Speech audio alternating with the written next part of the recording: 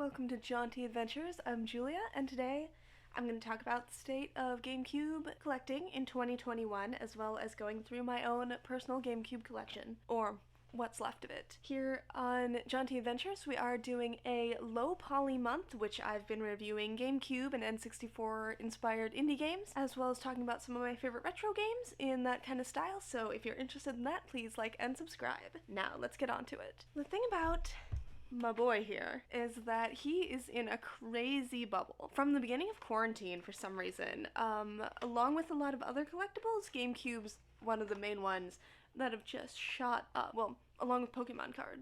For some reason, well, it makes sense. It's a very comforting thing to buy a bunch of stuff from your own childhood when the world is as nightmarish and uncertain as the year 2020 has been. I have not bought any of these in a long time. This is actually my childhood collection.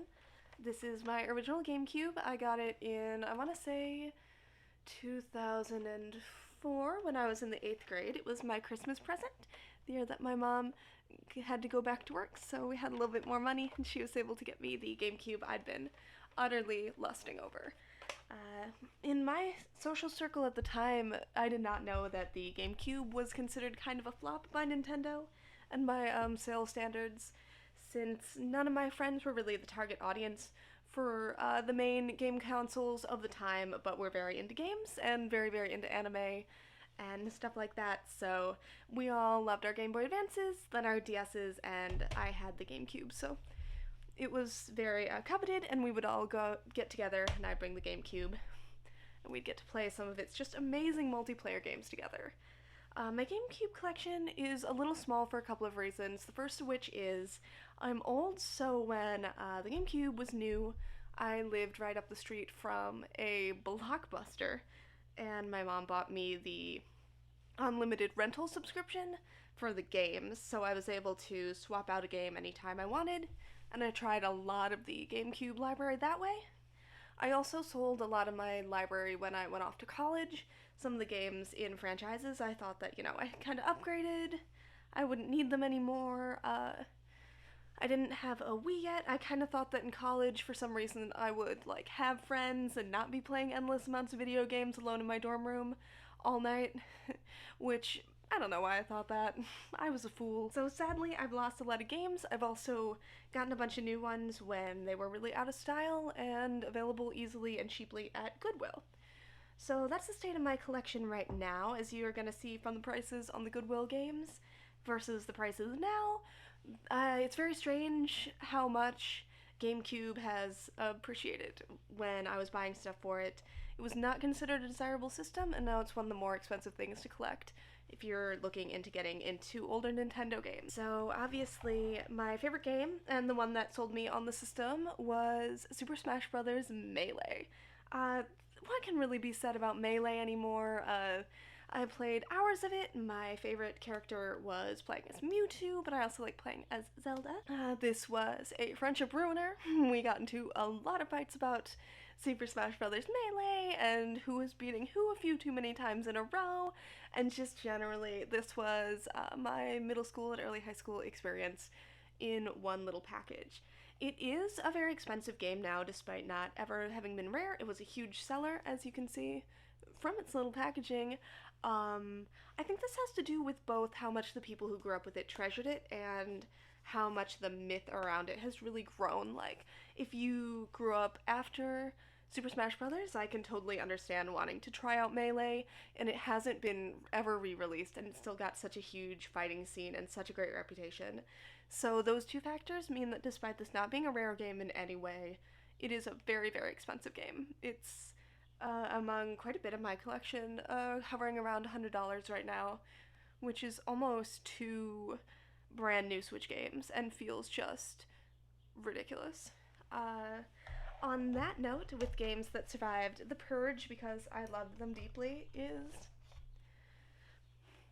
Mario Kart Double Dash. Between this and the DS version of Mario Kart, I have burned myself out on the franchise forever. I've played enough for a lifetime and I'm now done, but I still play Double Dash every once in a while. I was playing it this afternoon to make sure that my current setup works, and Despite all GameCube games now, I don't have an upscaler. I just bought an HDMI converter that I will link in the description so that I can use it with my capture card. And without an upscaler, all the games on my new TV do look a little bit like when I would play Switch games but didn't know that I indeed need glasses. So they look a little bit like I'm not wearing my glasses, and it tweaks my eyes out a little, but still, they basically stand up. The music is still fun.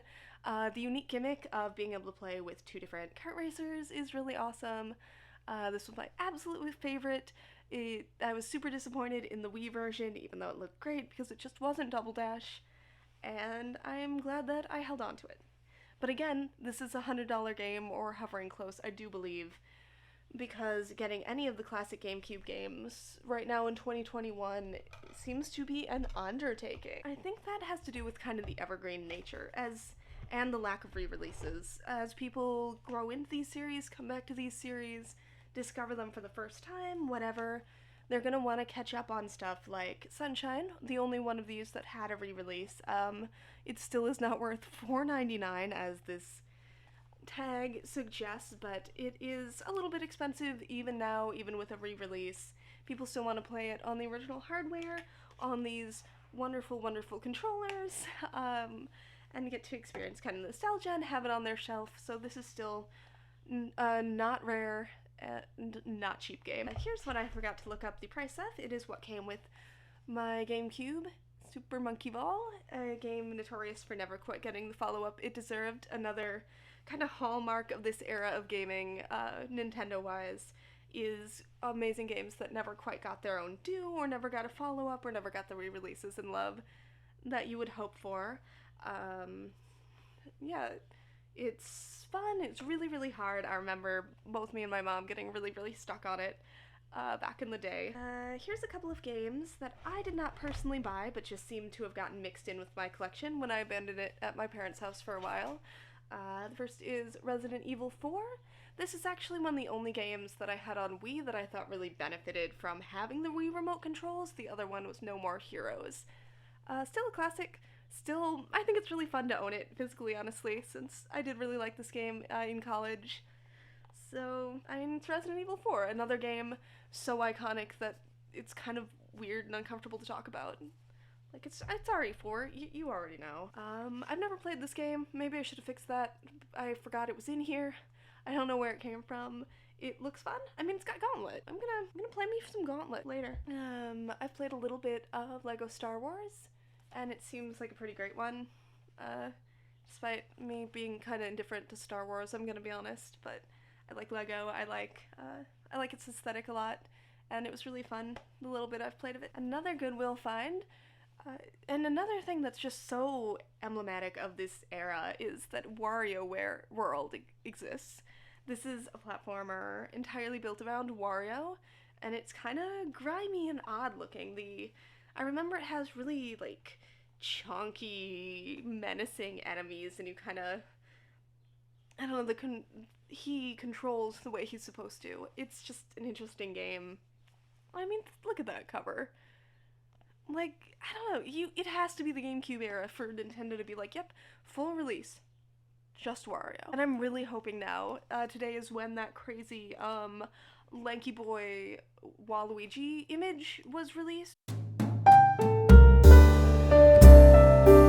Nintendo, follow up Wario World with a surprise Waluigi World for Switch.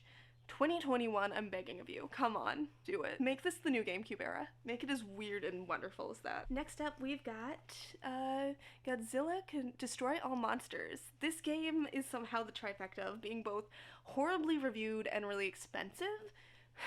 So, I mean, A+, right there, right in my wheelhouse. This isn't the copy I grew up playing. It's another Goodwill find, but my friend had it, and it was a lot of fun to play multiplayer because you not only got to play as two different Godzilla monsters fighting each other, but you could throw around skyscrapers and attack each other with anything around and just completely destroy a city while battling it out, and we thought that was so so fun. I have no idea if this game holds up. Maybe when people are able to get together again, I will demand a GameCube night and make some people play 4-player Godzilla Destroy All Monsters with me, and we can decide if it's worth the $100 or if it's actually worth the terrible, terrible Metacritic score. So watch out for that. Speaking of franchise games that have gotten very, very expensive recently because they're evergreen, complete and utterly never re-released or even spoken of by Nintendo anymore, except in Pokemon Go, I guess. We've got Pokemon Colosseum. This is a game I think I rented, and I'm sure I owned at some point, but this is not my copy. I am borrowing it from a friend, which was super sweet of him. I want to do a video on it for sure, and if I ever have a computer that doesn't, like, slowly catch fire as I stream, I want to start doing some streaming with some of these older games, including Pokemon Colosseum. What makes me think I definitely owned that game... I mean, I've played it and the sequel, but I also seem to still own the Guidebook. It's in really good condition, which makes me wonder when on earth I got it. It has no stickers. It might have been one that I acquired when I was working at a used bookstore. They would pay me in books, so I'd grab any video game stuff that went through and any Pokemon stuff. I'm not sure, but I've got a pretty mint copy of the Pokemon Colosseum Guidebook, so... make these two an evening. It's another game that hovers around $100, and the sequel is even more. They're very, very 2005. Look at him, he's got a trench coat, he rides a motorcycle. He was bad, but now he's good, and he's got an Espeon and an Umbreon. I remember loving this game back in the day, and I'm excited to see if it holds up at all. At the very least, it's a very unique series, and one of the first forays into a 3D RPG on the big screen that Pokemon tried. I want to make a brief detour in weird-ass rhythm games and to admire this Mad Catz icon that I keep the mini discs in, because we gotta pay some respects to Dance Dance Revolution Mario Mix. Sadly, I got rid of the dance mat ages ago. For those of you too young to know this, in the 2000s, if you were a nerdy, awkward teen who's into anime, you were legally required to get into DDR. There were special cops that would chase you down and drag you away if they found out you were not into DDR. So since I only had Nintendo systems, only my friends had the good DDR, and I ended up with this oddball, which is notable for having an adventure mode. So you played as either Mario or you could unlock Luigi, and went through like an adventure where each stage you had to pass a DDR dance off with either Mario music or like public domain kind of classical music. And I recall the graphics weren't bad, and it was kind of catchy and fun. It had a matching dance mat, and you could go through a full adventure mode. It was like the Ring Fit Adventure of its day. And if you could play as Waluigi, who did make a cameo, it would be meme fodder. It would be all over everything. They really missed out. On that note is Karaoke Revolution, which I remember playing back in the day as kind of a party game, and I don't think anyone's thought about in 10 years. I think the microphone it goes with is somewhere at my parents' house if I, for some reason, get the desperate need to play some Karaoke Revolution and relive my rough adolescence playing Karaoke Revolution alone. Also at my parents' house are my bongos, another Goodwill find, because obviously people couldn't get rid of the bongos fast enough. Like the second their kids turned their back, they were like, get these bongos out of my house. And I am looking into how much it would cost to get the platformer game. You play with the bongos and then take the bongos back. I might have to do that. I might need the bongos. Comment down below if I need to get the bongos. Whoops, had to get an Amazon package. Chibi Robo is a 3D platformer about my boy, Chibi Robo, a tiny little robot that a struggling family buys to help take care of their house. By day, he takes care of their little everyday troubles and stores stuff in his little head and cleans the house, and by night, the toys can talk, so he mostly does quests for them, and they have their own weird little storylines. Along with getting to know the family and the toys better, you also are saving the world and saving another slightly less chibi robo. And I think there's aliens. This is just a great example of why GameCube games are just entirely too expensive right now. This little guy got done completely dirty. He never had a proper sequel released outside of Japan, and he is just so cute. The game is really well done, really funny, really unique for the era. Definitely something I was drawn to when I was younger, because it had super cute graphics in an era that just didn't favor that kind of style very often, except on the GameCube. It is over $100 right now, which is such a shame because that means not as many people get to play it and experience it. I don't think it sold particularly well, especially here in the States, so it was a little bit rarer and now has really had people come to appreciate it, which is great, but also, I don't know, kind of a shame. So that's my rundown of the state of the Nintendo GameCube in 2021. While it's a great system with a great library of games, I haven't even touched on a few of the classics that I don't own. I don't own Pikmin.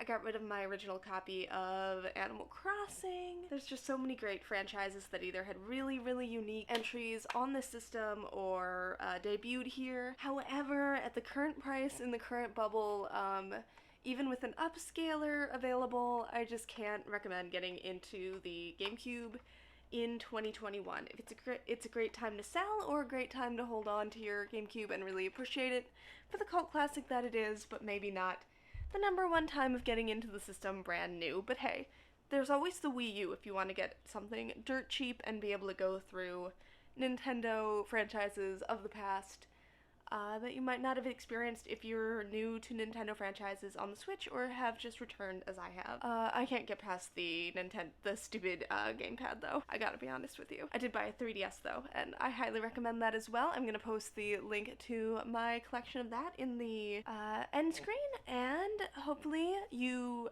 enjoyed that. Let me know your thoughts on the state of the GameCube. Is this just a bubble? Is it gonna be valuable forever? Is this actually a great time to get in because the games are only gonna get more expensive? Let me know your thoughts down below, like and subscribe if you're interested in more cute gaming content, and I will talk to you guys later.